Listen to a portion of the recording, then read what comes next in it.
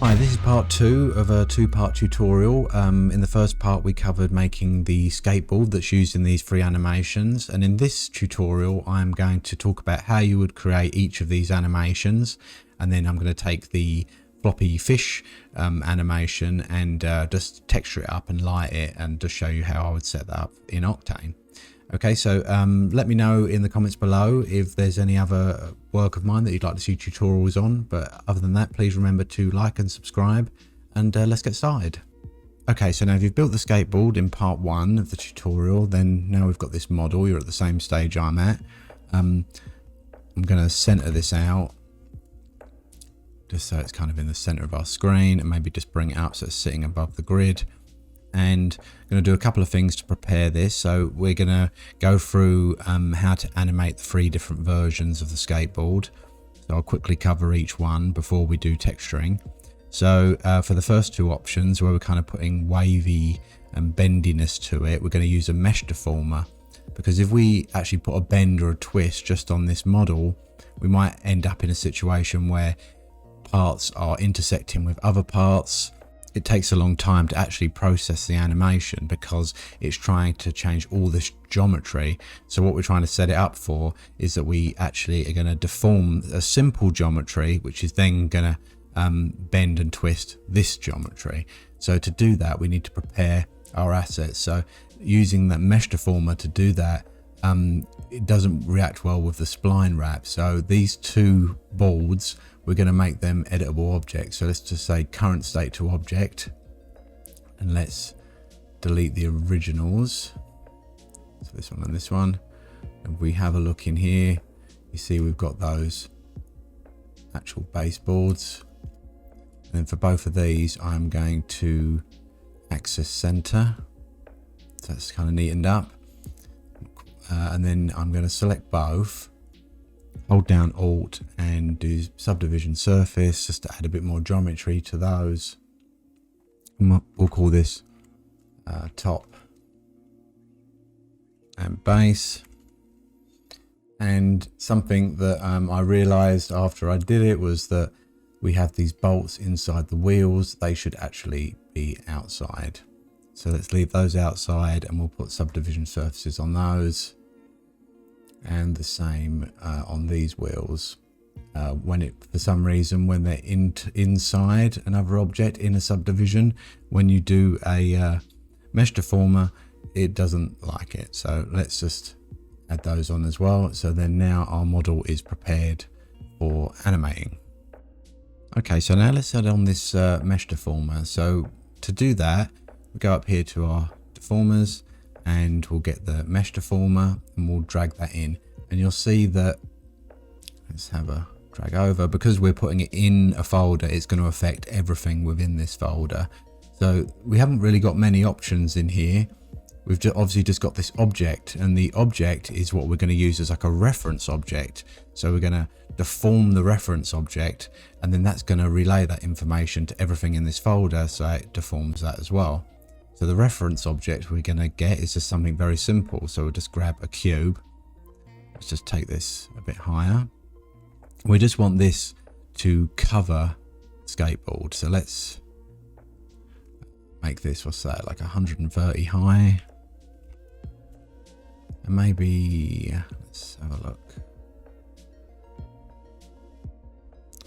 Maybe 670 in length. See, so the skateboard is completely encapsulated within this cube. Now I'm going to go to Voronoi shading with lines, because we want to deform this object. So we are going to need a certain amount of polygons, a certain amount of geometry to be able to bend to react with the skateboard below. So let's, on the X and Y, maybe put this up to 3, and then on the Z maybe we'll say like 10. Maybe we'll just try and get this a bit even. 12. There you go. So there's kind of our geometry. It's like our cage sitting around our skateboard. I might actually change this to 4 and 4, like that. Maybe this to 14. There you go. So it's like reasonably regular. Okay, so Now we want to affect this. So we're going to get the mesh that's within the skateboard. We're going to drag in the cube. And then if we hit initialize, you'll see the cube has these tags added to it, which are basically to add in this compositing tag and this kind of display tag, so it's actually viewed as a mesh. So now we can kind of see the mesh around our skateboard. Right, let's go back to garage shading, and you'll see that display tag, doesn't matter what our shading is, it actually keeps that as a mesh, so that's kind of handy. So the first thing we're going to do is just add on like a wave, which is like the simplest animation to do. To do that, I'm just going to add on a formula.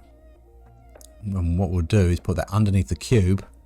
And as you see, it's affecting the cube, which is then affecting the skateboard. And if I press play, see it's animating pretty quickly, even though we've got all that geometry in there, it's still actually doing that reasonably fast.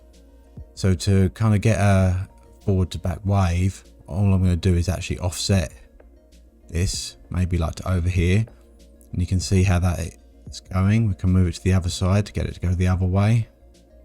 And then within the formula, we can change the size here.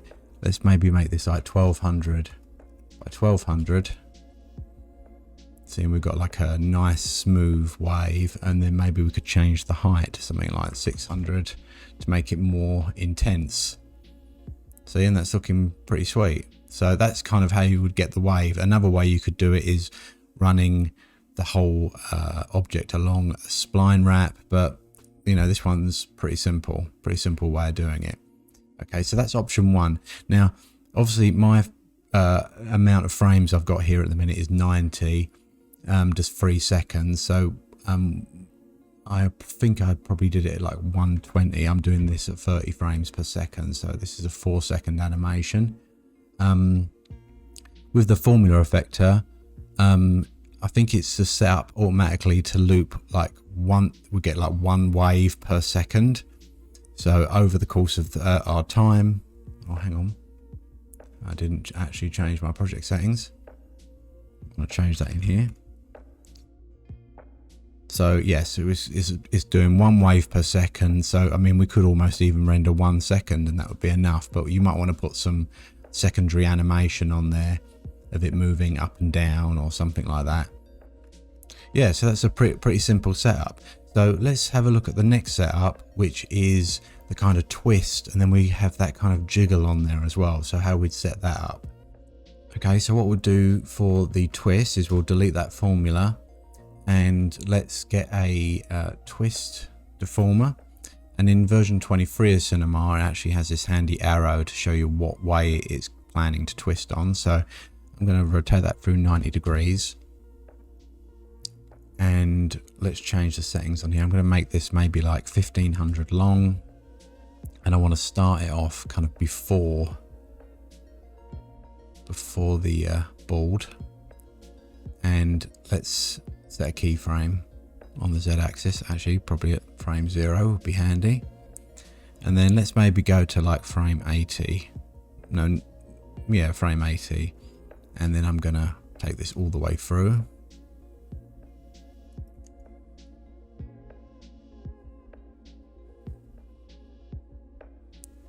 Set a keyframe, and let's just go halfway, see what we're dealing with, get that twist, and I'm actually going to change the angle to 360, and we want to actually put it under the cube so it is affecting our skateboard. Okay, so let's go back to the beginning. We run through that, see we're getting that nice twist. But it's just kind of, you know, finishing smoothly, and it's not doing any sort of bouncing. So we want to add a jiggle onto that as well to kind of take this up a notch and give it some kind of secondary animation. So let's just hide that cube and that twist for the moment. And what we'll do is get the jiggle effector, deformer. Let's put that underneath the twist. And just with like the standard settings, we can just play through and see what that looks like. You see, now we're getting that kind of secondary bounce animation. Within the jiggle, we can have a look at the, we've got obviously strength, stiffness, structural. Structural is obviously it's trying to maintain its structure as much as possible. So if we just took that down to 0, just to see what that looks like, you see we're getting a really exaggerated wobble, but it looks quite cool. It looks quite nice.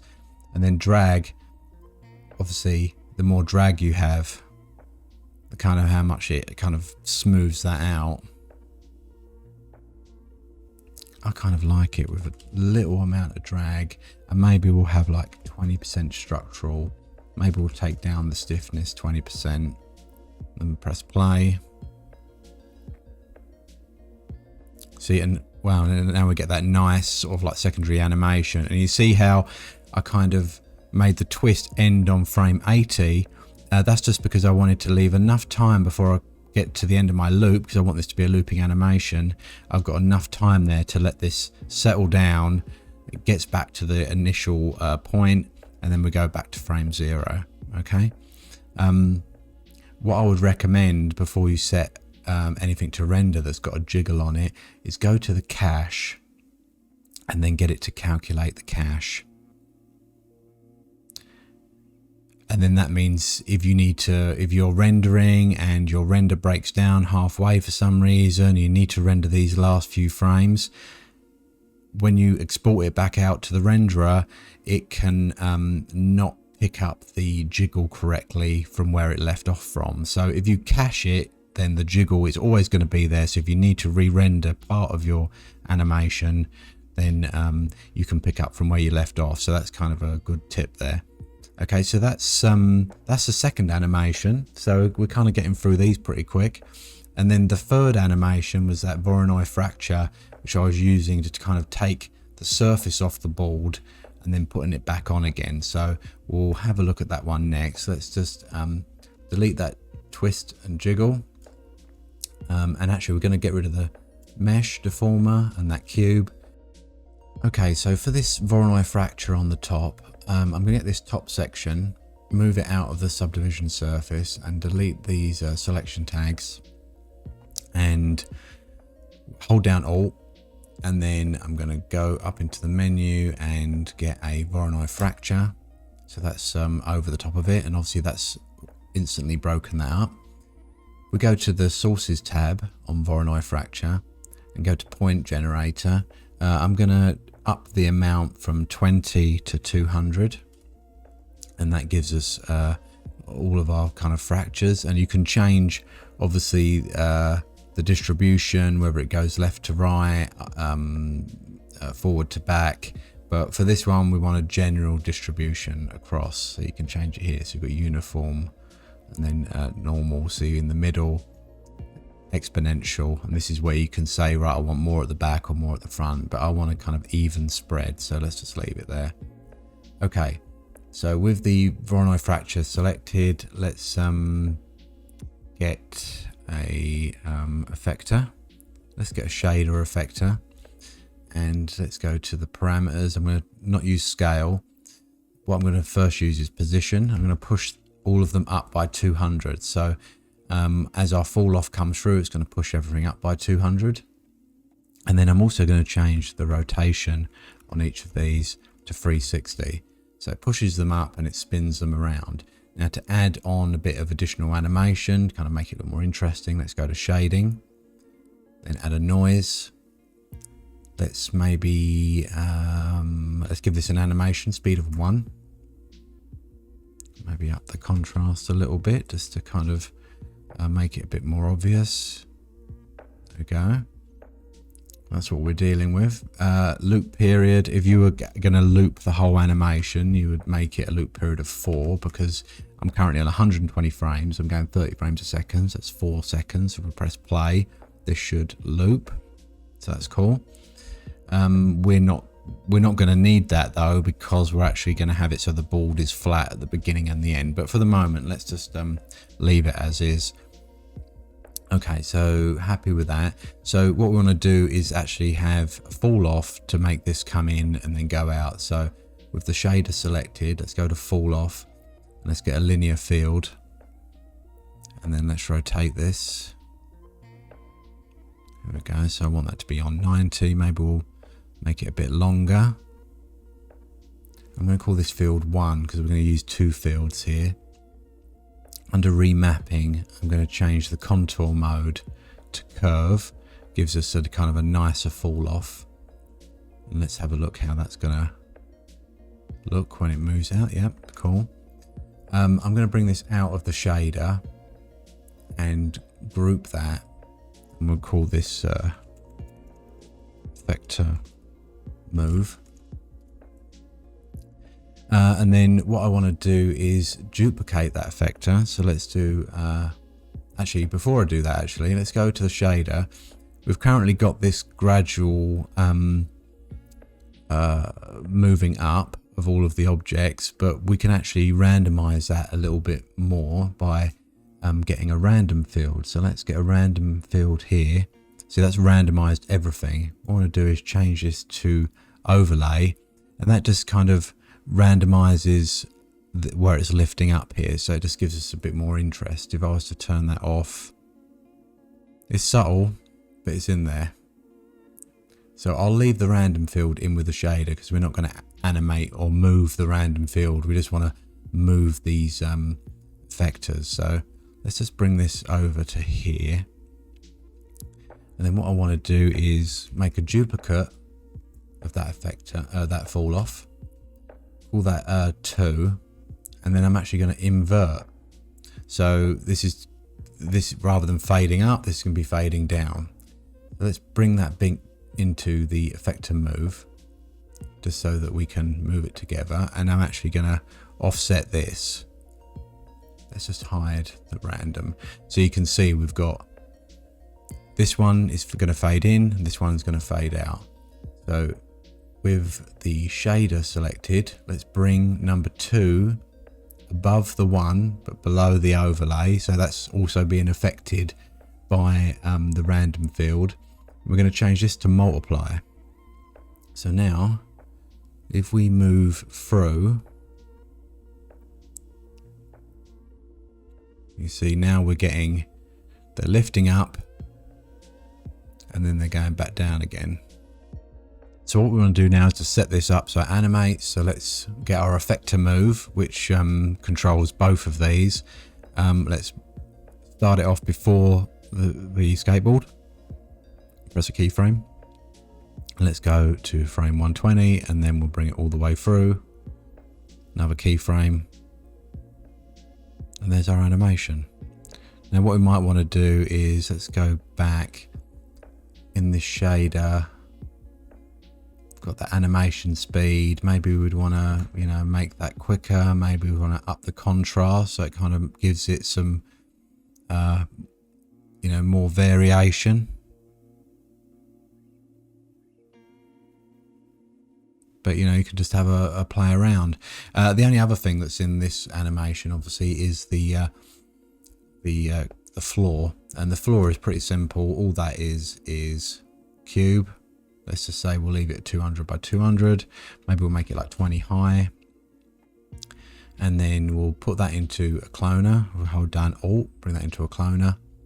And then we'll do a honeycomb array. Let's make that Y, XZ. The size, maybe we'll make this like 202 by 202. So that gives us kind of a little gap. And then we will change, let's make this 200 by 200 because it'll make it easier for doing the math for working out the positioning. And let's change this to 198 by 198. And then maybe this cube will add a fillet on. Yeah, 3, that's good. Okay, let's cloner and move it down. And then we just want to make sure that this fills the screen. So let's zoom in. And maybe let's change the count height, I think it is. There we go. To 20. We want to make this maybe a lot more than we need because we're going to need to actually animate it through the scene. So there we go. So it's currently, we'll go to frame 0 and this is currently at 0. Now these are let's figure out, like, these are all 200 each obviously, so let's move up through. Let's just do, maybe we'll do 2000, set a keyframe, go to the end. Oh, actually I've done this the wrong way around.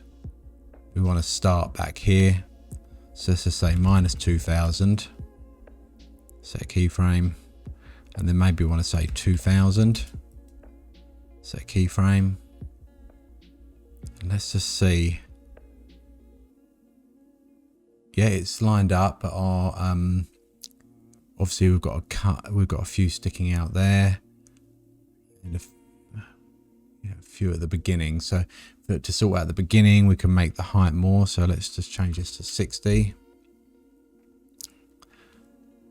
70. There you go. Then to the other side. Oh, that's fixed it for both because it's pushed it out either end. So now, actually, if we go to our dope sheet, we want to make sure that that cloner for the pavement, it has a linear motion to it rather than an easing in or out. We press play, and now you can see our skateboard is animating, moving forever. Probably a bit fast, so we could probably actually change this. So let's go for the positioning, maybe we'll go like minus 1000, and then on the end frame we'll do 1000. Keyframe, that's better. And then obviously you could animate these wheels. You could, all we've got to do is just rotate those over the length of time, and that's our animation done. Okay, cool. So that's that. So now the next thing to do is we'll I think I'll go back to the floppy skateboard, and we'll set that one up for Octane with materials. Okay, we'll do that next. So let's put that wavy curve back on again. So I'll just quickly do that. We'll just bring in a cube, and we're gonna make it like 670, right? And then we're gonna bring in that mesh, put that in here. Our cube, we're gonna change the amount. Let's just change this to, I'm gonna say 6 by 620, and then I'm gonna add that into the mesh deformer. One, add that into the mesh deformer, initialize that. So now it's being mesh deformer into itself. Bring the cube in, initialize that. Now we've got back to our mesh, and I think I'll probably go with that formula and affect that. Let's make this. Yeah, I'm going to say like 1200 by 1200. Maybe make that like 600. I'm going to shift this along. And this is already you've already got some preset animation here, because the formula effector has the animation kind of baked in. So you don't even need any keyframes for this animation. So let's just set this up for how we'd render it. So the first thing I'm going to do is set up my screen. So this is how I did it for YouTube, Instagram. So let's do 1000 by 1250. I'm actually going to run at 30 frames a second. I'll say all frames. We'll just say this is for 3 seconds at the moment. Let's bring in a camera. And actually I'll put a Octane tag on that. I'm going to change my camera to tele mode. I'm going to hide that cube, then maybe go for this sort of view, similar to had in my render. You know, we can see what's going on. Maybe we want to see a little bit. I think I might have added a little bit of rotation in my final animation. Oh, you can rotate the cube to do this. You know, if you want to see underneath, maybe you want to see the underneath of the board, we'll do something like that. Then you kind of see the top of the board, but you at least get to see all that work that we did underneath as well. Okay, right, so now we want to texture this up. So let's open Octane, add this in, see what we're dealing with. I'll probably start off with the path tracing, and I'll hit the lock. That locks it to size. This is like to render size, but maybe I'll make it like 0.6. It's a 0.6 or 60%. Okay, maybe we'll look something like that. Okay, and then we can just set this up. So I'll save that. Okay, so I'm going to start off by bringing in HDRI. So let's go to here, objects. We're going to bring in HDRI environment. And then I have this Canada Montreal Loft Max Sunny. So this is actually not the same as what I used in my original render, but it's more that I was able to try and find free alternatives. And I'll share the links below so you can at least follow along with this tutorial. So as you can see actually see the apartment in the background. Now there's a couple of ways of doing this. We could put a floor in, which I probably will. Actually, no, we won't put a floor in for this one. I'll show you how to get around it. So let's just call this HDRI. And then what I'm going to also bring in is a texture environment, which is just white. So I'm just going to call this white. But then if we click on the tab here under type, rather than primary environment, we're going to change that to visible environment. So it's visibly, we can see the white, but we're taking the HDRI information from the HDRI below. Okay, let's click on. So this is our primary and this is our visible. Right, so I think we'll do the kind of fishy skateboard that I did, the black and white fishy one. And I think for that, the metal parts are actually made like a gold. So let's go to materials, metallic. Let's call this like gold. And then I think what I might do is actually create another camera. Change to that one, and I'm just gonna zoom in to see what this looks like. So let's add this onto, I think this is the truck's back. Yeah, put that on that axle. Or maybe I didn't get that right. Maybe it's the front. Yep, there we go.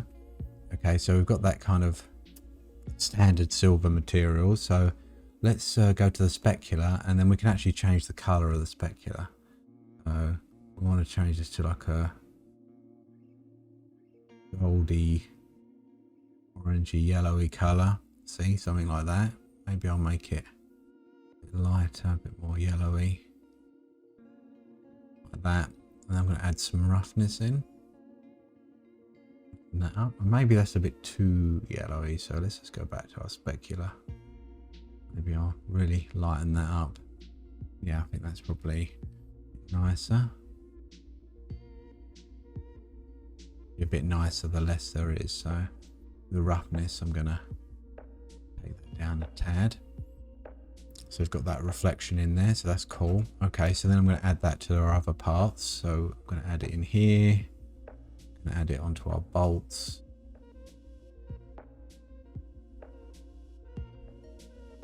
This is the only disadvantage of not doing duplicate parts, is because usually you'd want to color up one item, and then that will obviously amend all of them. Okay, so let's do the same over here. It kind of looks a bit trippy when it's all wonky like this. This onto all the metals. Oh, actually this bit's metal as well, isn't it? Yeah. It's metal, metal. This is a pretty tripped out skateboard, I guess. Cool. Nice. Yeah, and we want to add it on there. Okay. So we can probably go back to our other camera so we can kind of see what that looks like. So it looks pretty nice. Oh, we want to put it on our screws on the top as well. So if we go to our board, we've got our screws here. We can just literally drag that to there. So we can see we've got those gold. That's white, obviously, because it's right in the brightness. Yeah. Okay, so next let's do the wood. This is going to be a material that I've downloaded from Polygon, or material assets.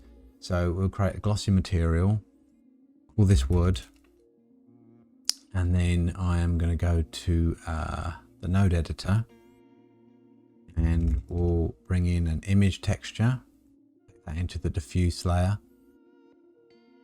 grab that wood texture, And then let's throw that onto the base.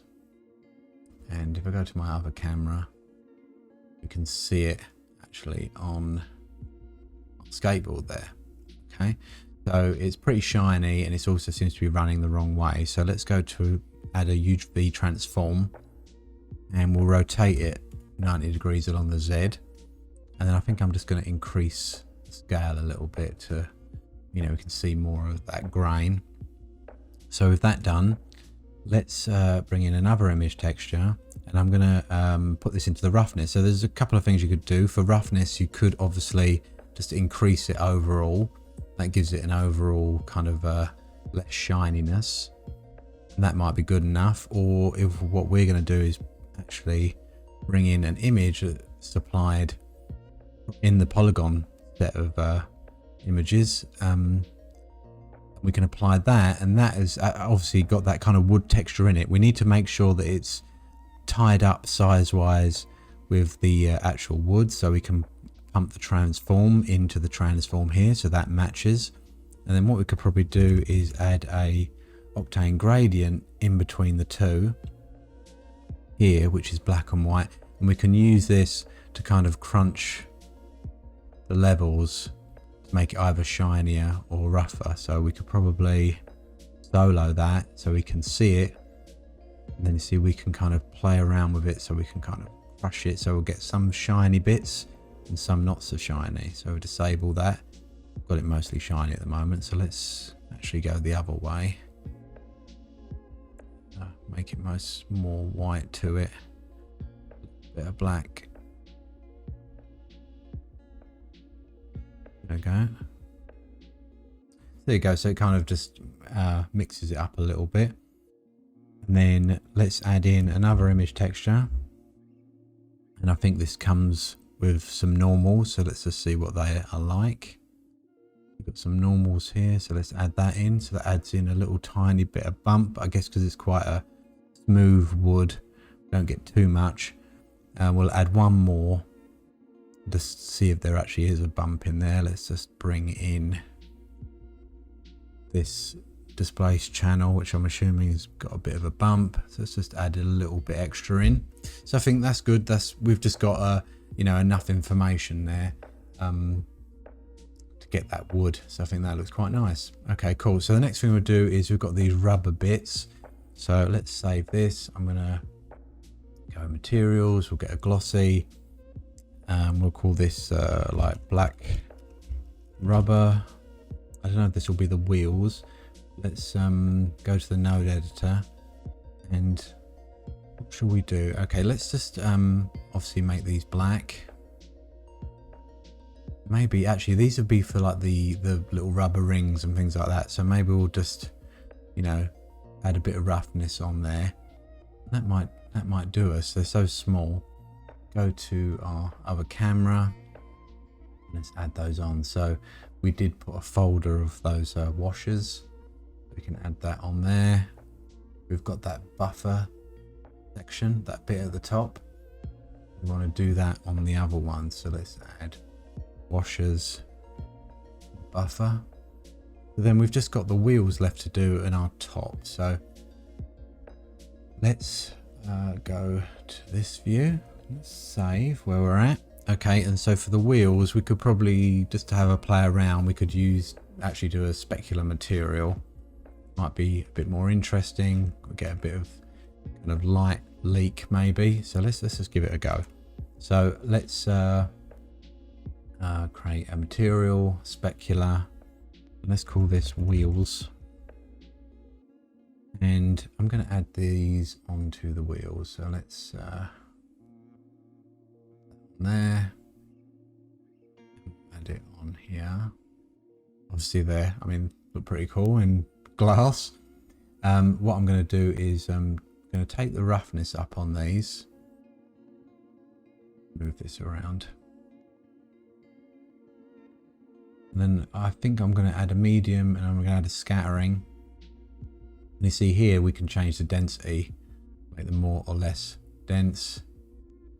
Actually put that quite up. You see we're getting a little bit through there. Actually actually make these a little bit more grey. So under transmission, I'm going to have a play, add a little bit of blue in there, and then under medium, go to scattering, and add a float texture in here. I think it's so thick it's not affecting it. Bring this down a tad. Yeah, I think we've got kind of that rubberiness to it. Now we could obviously add, and what I haven't done on here, like on the gold, is add on any roughness. We could like roughen that up a little bit on the gold maybe. Let's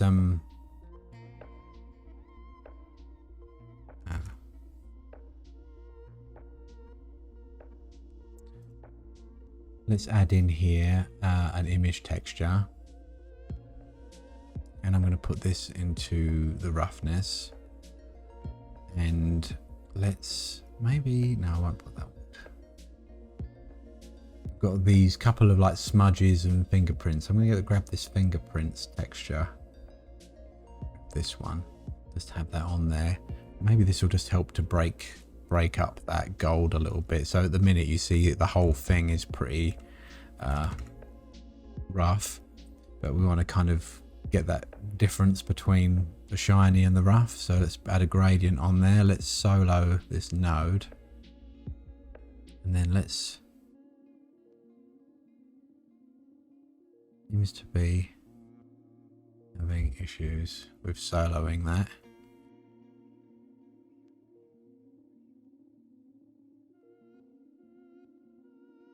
Let's just have a play around. Let's just move this rad.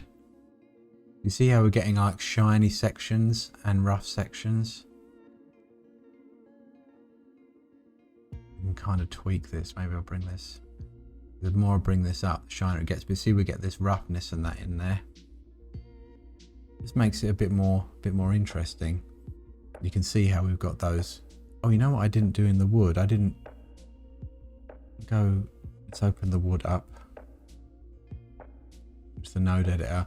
I didn't actually tie up the bump and the normal with those. So the bump and the normal are actually running the wrong way. So let's add that transform into there, and I'll transform into here.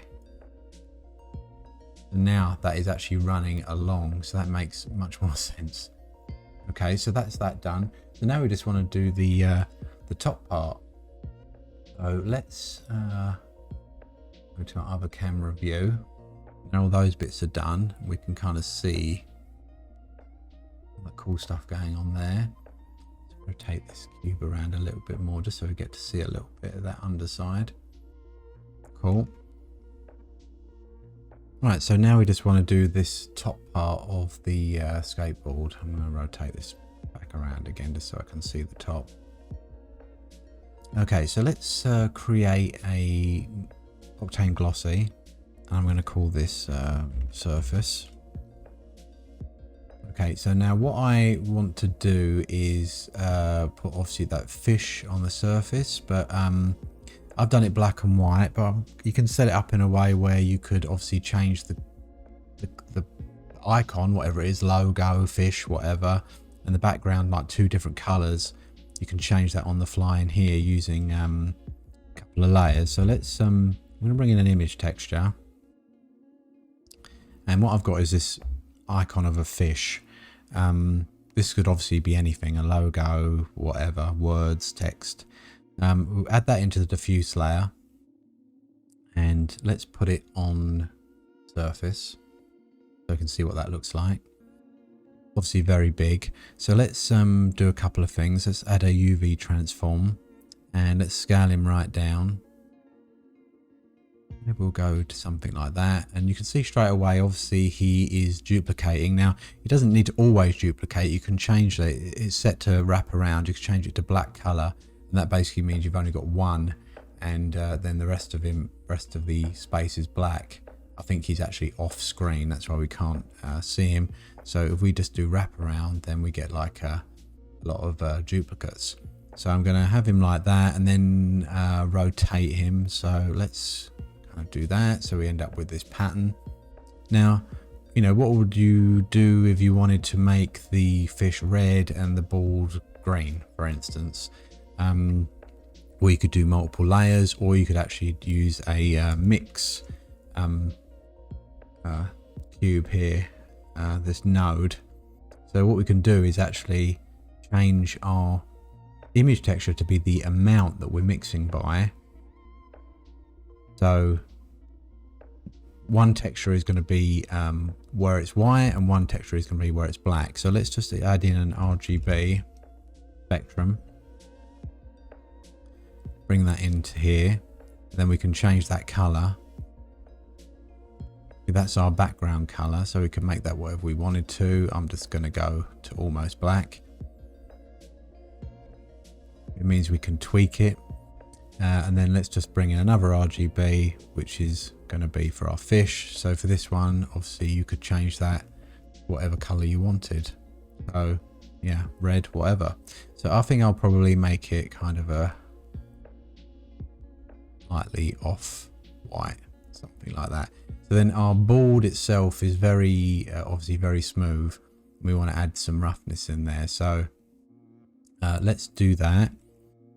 We do that kind of in a similar way to what we did with the wood. So let's bring in an image texture, right? And I'm going to add this into the roughness channel, and let's get this. I've got this smudges there. This isn't exactly right for what you'd want to do for this, but I was just trying to get free options. But you can find like grunge maps online, and then you can kind of layer them up and use them to kind of roughen this up.